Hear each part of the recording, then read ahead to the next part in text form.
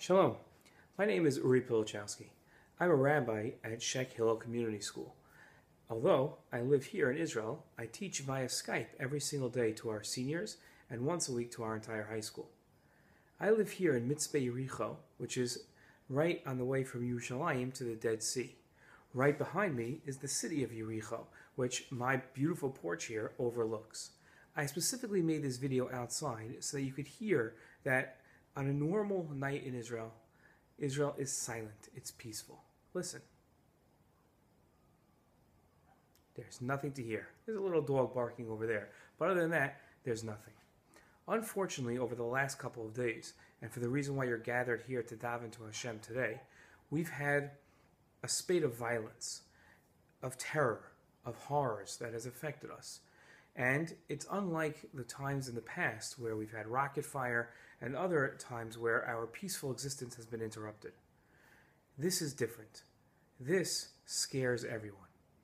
I'm sure you've seen the news and I'm sure you've discussed it with your parents and with your friends. But over the last couple of weeks, 2 weeks let's say, there have been random acts of violence from people, our Palestinian neighbors, who we generally get along with, and unfortunately over the last couple of weeks have acted violently towards us. There have been shootings, stabbings, rock throwing, and all of these have led to a fear among the general Israeli populace. I can tell you that I'm usually a guy that doesn't admit when he's scared, and I and my family are terrified, and it's a feeling that's shared among all the families that live near me and throughout Israel. Normally, when there's bus bombings or there's rocket fire, we know the general area where it's going to hit. There are warning sirens beforehand.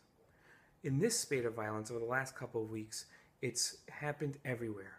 From kids on the way to school, to rabbis today being mowed down in cars, to family members driving on a family vacation and watching as their parents are murdered in front of them on the road. We just don't know where it's going to happen next. And that leads to an insane amount of fear. I want to tell you about a drive that my family and I made. We, thank God, on Sunday had the first great-grandchild born into our family. My niece had a baby son, and the bris was Sunday morning. To get to the bris in a place called Nofai Alon, where Rabbi Spodek went to school in yeshiva in Israel for 8 years, to get there is about a 45-minute drive from my home, and our family was excited to go.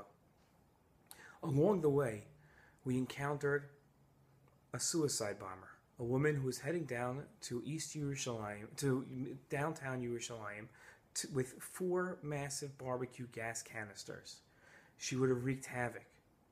And a police officer, thank God, noticed something erratic about her driving and pulled her over on the road not far from my home.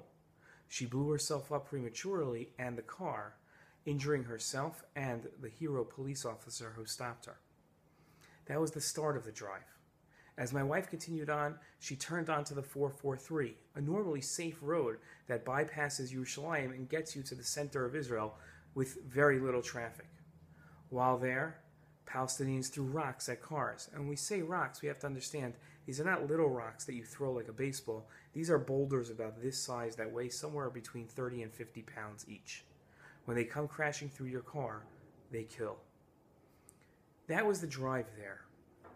On that same day, we have to send our kids to school. We have to send our children who dorm, our high school children. I have a junior and a sophomore who dorm in the middle of Israel. And we have to send them on various buses to get to school. This time I drove them. The fear was just too great. And every single Palestinian village and Palestinian car that I passed on that road sent a shock of fear through me. Life simply isn't the same. Your tefillos today, you're calling your member of Congress, you're explaining the situation to those who might not be in the know, helps us. And I thank you for gathering here today, and I want you to understand that you can help. Thank you, and let's all pray for Shalom.